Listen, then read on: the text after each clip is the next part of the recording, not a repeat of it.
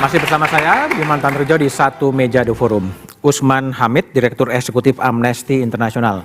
Usman, tadi ada keinginan dari Mas Uki di bagaimana menimbulkan harapan agar api reformasi ini tidak cepat padam lah. Masih ada sinar, masih ada energi yang bisa menggelar. Apa yang harus dikerjakan sebetulnya?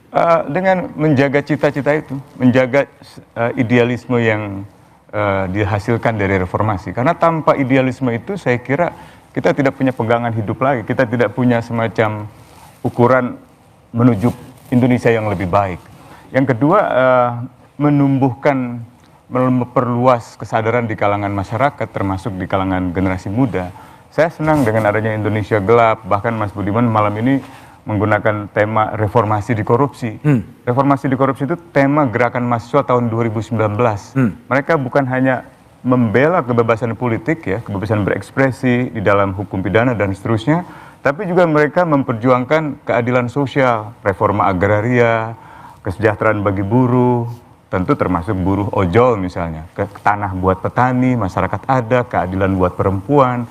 Saya kira idealisme semacam itu yang tidak boleh habis gitu. Tidak ada artinya rumah di Menteng, jabatan di Medan Merdeka Barat kalau tidak ada idealisme. Karena idealisme itu adalah kemewahan terakhir yang dimiliki oleh seorang pemimpin. Idealisme adalah kemewahan. Oke, Bi Fitri jadi dosen di Sekolah Tinggi Jentera. Kalau saya tanya, ini reformasi memang kita sudah memasuki sebuah fase baru. Dulu kan ada Orde Lama, Orde Baru, reformasi. Sekarang reformasi sudah berakhir, memasuki sebuah era yang nggak tahu atau masih tetap reformasi sebetulnya? Selama ideal-ideal yang kita bayangkan waktu reformasi itu belum tercapai, menurut saya ya belum berakhir. Walaupun kita juga harus memberikan catatan kalau pertanyaannya, jadi idealnya apakah mau ada perubahan yang baru atau tidak, maka memang kita mesti mengimajinasikan Indonesia yang kita inginkan sekarang apa. Jadi kita juga memang nggak bisa bilang ini kita sekarang jauh lebih baru kok daripada Orde Baru, lebih baik gitu. Masalahnya adalah kita memang tidak bisa membandingkannya apple to apple. Kita harus melihat hal-hal yang mungkin kita sebagian dari kita anggap sebagai kemewahan, tapi kalau kita kembalikan pada hak-hak kita yang mendasar sekali, pendidikan misalnya. Kalau sekarang semua orang tidak bisa mendapatkan pendidikan yang berkualitas dan murah, kalau tidak mau gratis total begitu ya. Artinya masih banyak yang belum tercapai. Menjadi Indonesia yang lebih baik itu seharusnya seperti apa. Jadi yang harus dilakukan adalah pertama-tama memelihara dulu cita-cita itu tetap ada dalam ingatan. Jadi nggak boleh dihapus kalau ada keinginan untuk mengubah sejarah yang sudah kami dapatkan sebagian dari draftnya misalnya untuk menghilangkan beberapa bagian penting dari reformasi. Itu yang harus kita jaga, jangan sampai generasi yang akan datang dan sekarang menjadi kehilangan memori tentang bagaimana kita seharusnya. Satu isu penting yang dari tadi belum tercapai dan menurut saya ada di sini juga karena itu salah satunya adalah isu soal perempuan. Isu soal bagaimana misalnya pemerkosaan pada bulan Mei 1998 itu juga belum pernah diungkap. Sebenarnya apa yang terjadi di balik itu dan itu artinya masih mungkin ada keberulangan. Nah, jadi sejarah itu yang tidak boleh diubah total, menghilangkan bagian-bagian penting dari reformasi ini. Oke, Syafiq Aleha. Ya, Mas Budiman, saya sendiri, makanya tadi saya singgung sama Pak Kodari, saya sendiri sebenarnya agak-agak merasa ironis setelah 27 tahun masih ngomongin reformasi. Karena harusnya artinya kita masih ngomongin karena banyak PR nggak dikerjakan, nggak diselesaikan. Kalau PR reformasi diselesaikan, 27 tahun harusnya kita udah ngomong yang lain. Cina udah ngomong Indonesia emas juga sekarang. Iya, Cina udah seperti apa, beberapa negara revolusi digital dan bla bla bla. Tetapi setelah 27 tahun kita masih membahas concern kita 27 tahun yang lalu. Artinya memang tidak dikerjakan. Saya bahkan tadi siang, kemarin tuh, pengen diwawancarai oleh kru saya sendiri di NU ya, NU online. Saya nggak mau dan saya merekomendasikan narasumber lain. Karena saya kayak udah bosen gitu. Tetapi ini kan sesuatu yang tidak terelakkan ya, karena kita sebagai bangsa dan negara. Dan kita harus merawatnya. Kalau PR-PR itu tidak bisa diselesaikan, paling tidak yang sudah dicapai, tidak dibatalkan. Bahwa fondasi yang sudah diletakkan oleh reformasi nggak boleh dirusak. Misalnya? Ya misalnya kebebasan berbicara, gitu kan, kebebasan berserikat, rasa aman karena kita dulu hidup di negara polisionil, bahkan militeristik. Sekarang nggak boleh lagi itu. Termasuk pemisahan kekuasaan, pencabutan duit fungsi ABRI, keamanan, pertahanan itu berbeda. Nanti kalau campur-campur nanti kan anggota DPR, Gubernur Lemhanas bisa juga jadi komisaris BUMN misalnya. Bisa DPR bisa jadi direktur BUMN gara-gara dia backgroundnya pebisnis misalnya, kan repot, nggak sesuai dengan semangat good governance. Yang kedua, kita nggak boleh juga menegakkan kembali pagar yang sudah diruntuhkan oleh reformasi. Ada banyak sekali pagar, oh ini nggak boleh, itu nggak boleh, ini nggak boleh, termasuk pemisahan kekuasaan itu. Apa misalnya itu? Ya banyak sekali, sekarang kan militer udah dipagari, hanya pertahanan. Jangan sampai pagarnya diruntuhkan sehingga militer masuk ke wilayah-wilayah non-pertahanan. Karena kita khawatirkan nanti negara polisionil yang militeristik itu bisa tumbuh kembali. Tapi prinsipnya saya kira kan kita nggak selalu harus mengacau reformasi. Komitmen kita pengen menjadi negara demokratis. Apa arti demokrasi? Ya, kalau pakai definisi umum, dari rakyat, oleh rakyat, untuk rakyat. Yang nggak mungkin sekarang juga. Kita mungkin masih dari rakyat, pemilihan langsung, itu pun ada suara pengen dibatalkan lewat perwakilan seperti zaman Orde Baru. Tetapi untuk rakyatnya mungkin kayaknya pemainnya masih itu juga. Karena memang dengan sedemikian rupa itu ada oligarki lapisan kecil yang berkuasa di partai, di institusi, di birokrasi sekian lama sehingga demokrasi kita nggak sepenuhnya oleh rakyat. Kalau kemudian yang poin yang ketiga, untuk rakyat, kita mungkin skeptis. Dengan korupsi yang ratusan triliun, kita skeptis bahwa sebagian besar kekayaan negeri kita diperuntukkan untuk rakyat. Oke, baik. Kang Aceh Hasan Zahidi, Gubernur Lemhanas, Ya. sebetulnya apa pesannya? Saya kira setidaknya saya ya, tentu kita harus tetap memiliki idealitas terhadap cita-cita reformasi itu. Dan sebagai salah satu eksponen di dalam proses reformasi, tentu ya kewajiban kita untuk bisa memastikan itu. Tentu kita punya caranya masing-masing untuk bisa bagaimana demokrasi ini kita rawat, apa yang sudah diletakkan dari proses tadi baik proses institusional yang sudah berlangsung saat ini, saya kira semua kita harus menjaga itu. Tentu dengan cara kita masing-masing, ya. Yang terpenting buat kita adalah bagaimana proses demokrasi yang menurut saya sudah on the track, bahwa ya segala sesuatu belum tentu sempurna, itulah yang disebut dengan ongoing proses. Saya selalu ingat apa yang kami pelajari gitu dalam istilah pesantren itu, ma la yudroku kulluh la yutroku kulluh. Kalau kita tidak bisa mengubah semuanya, apa yang bisa? Apa yang bisa kita lakukan untuk bangsa ini? Nah, karena itu cara kita ya untuk merawat idealisme reformasi ini, saya kira kita tidak bisa kembali ke belakang. Kita harus menatap ke depan.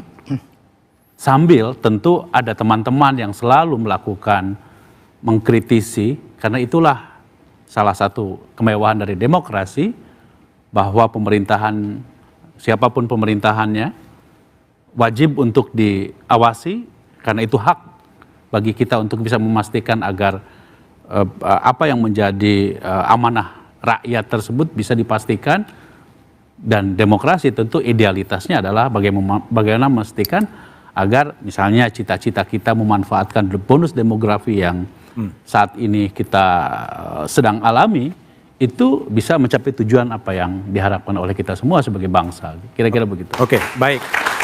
Mas Kodari, sejauh mana komitmen pemerintahan Prabowo ini kemudian juga tetap akan menjaga nyala reformasi sampai kemudian ya menjadi apa yang dicita-citakan? Komitmennya? Saya yakin bahwa kita bisa optimis ya pada hari ini bahwa sebagai warisan dari reformasi, kita ini semua menerima demokrasi sebagai the only game in town. Dan itu bukan hanya di kalangan elit kita, tapi juga di berbagai institusi termasuk TNI. Nah, sebagai the only game in town, saya melihat demokrasi itu sebagai pintu yang bisa melahirkan perubahan-perubahan dan perbaikan-perbaikan. Kalau tidak ada perbaikan, tidak ada kemajuan, maka publik tidak akan mendukung dan tidak akan terpilih kembali. Saya yakin bahwa cita-cita utama bangsa negara Indonesia sekarang ini adalah soal bagaimana Indonesia menjadi negara maju. Nah, untuk menjadi negara maju itu variabelnya paling tidak kan 3. Pertama itu perbaikan kualitas SDM, itu sekarang dikerjakan dengan habis-habisan oleh Pak Prabowo. Tadi saya sudah sampaikan contoh-contohnya. Yang kedua, perbaikan infrastruktur, fondasinya sudah diberikan oleh Pak Jokowi dan tetap dilanjutkan sekarang ini dengan segala keterbatasan fiskal yang ada. Dan yang ketiga, perbaikan kelembagaan, termasuk juga dari segi hukum, misalnya begitu. Saya kira ada banyak contoh di mana kita masih sedih, masih miris, tetapi juga ada contoh-contoh di mana sebetulnya harapan perbaikan itu ada. Tadi kita diskusi di sini mengenai Barito Utara. Bagaimana fenomena money politik di Barito Utara berujung terakhir pada diskualifikasi semua calon dan kemudian harus ada calon baru. Menurut saya di situ kelembagaan kita bekerja loh, gitu loh. Ada proses di Mahkamah Konstitusi, mungkin ada kritik terhadap Badan Pengawas Pemilu, tetapi ada koreksi di situ. Kemudian lepas dari bahwa ada mafia peradilan, ada upaya untuk membeli vonis dalam kasus pembunuhan Ronald Tanur misalnya. Tapi kan kemudian itu dikoreksi, bahkan sampai kemudian yang disebut sebagai maklar kasus itu kan ditangkap gitu dengan uang sitanya yang begitu besar dan seterusnya. Tapi kan vonis itu dibatalkan, hakimnya dihukum, kemudian makalarnya juga ditangkap begitu loh. Jadi maksud saya itu yang harus kita kerjakan pada hari ini. Jadi saya sekali lagi melihat warisan terbesar dari reformasi itu adalah demokrasi as the only game in town, dan demokrasi itu memberikan ruang kita, Mas Budiman dan teman semua, untuk bisa melakukan banyak-banyak perbaikan ke depan. Oke, baik. Mas Ukidi, gimana Anda evaluasi, refleksi 27 tahun reformasi dengan kondisi kekinian? Dan bagaimana tetap menyalakan harapan agar reformasi ini tidak seperti di judul, meskipun tanda tanya reformasi dikorupsi gitu. Kita harus terpanggil untuk memperjuangkan kembali api reformasi. Api reformasi itu adalah semangat yang harus terus membara pada setiap kita untuk selalu mewujudkan cita-cita reformasi. Cita-cita reformasi terutama mengingatkan saya pada pesan Bung Hatta.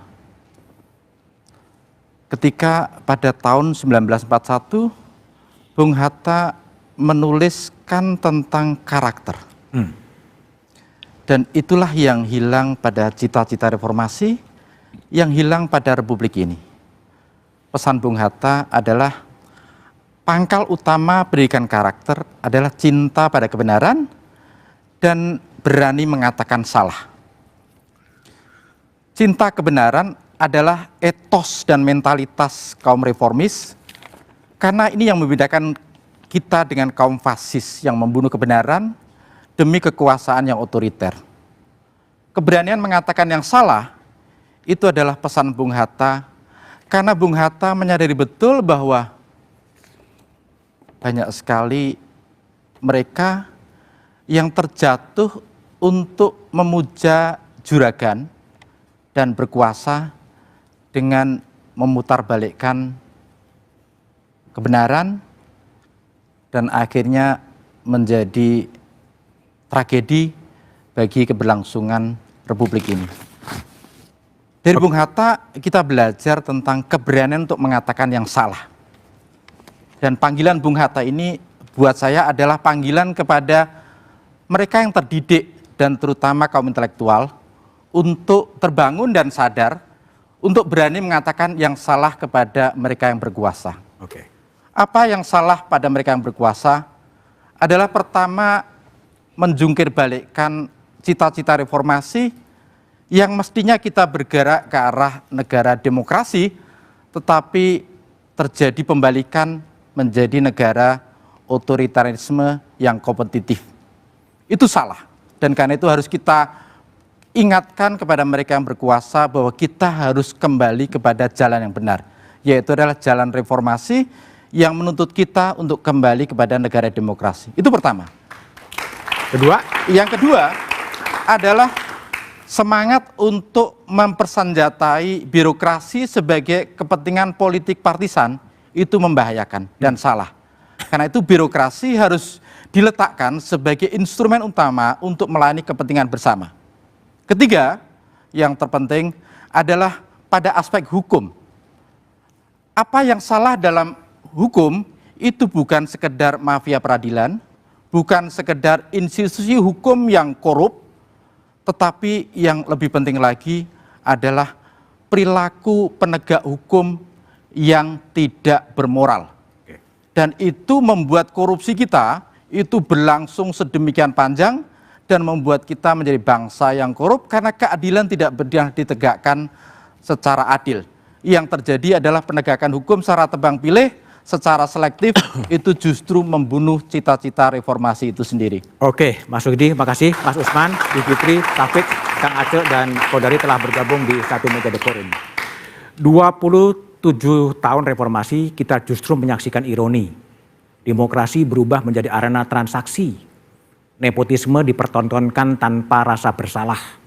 Kekuasaan diwariskan, seolah republik ini milik keluarga. Reformasi yang dulu diperjuangkan dengan darah dan nyawa, kini dijalankan dengan dagang sapi dan politik dinasti. Hari ini perjuangan kita adalah menyelamatkan reformasi, bukan dengan nostalgia, tapi dengan seruan, mendesak pembatasan kekuasaan, menagih akuntabilitas lembaga negara yang dikendalikan elit, membangun gerakan sipil independen dan tak bisa dibeli. Masa depan lahir dari keberanian rakyat menjaga akal sehatnya. Saya Budiman Tandrojo, inilah Satu Meja The Forum, tempat kita bukan hanya mengenang reformasi tapi memperjuangkannya. Selamat malam dan terima kasih.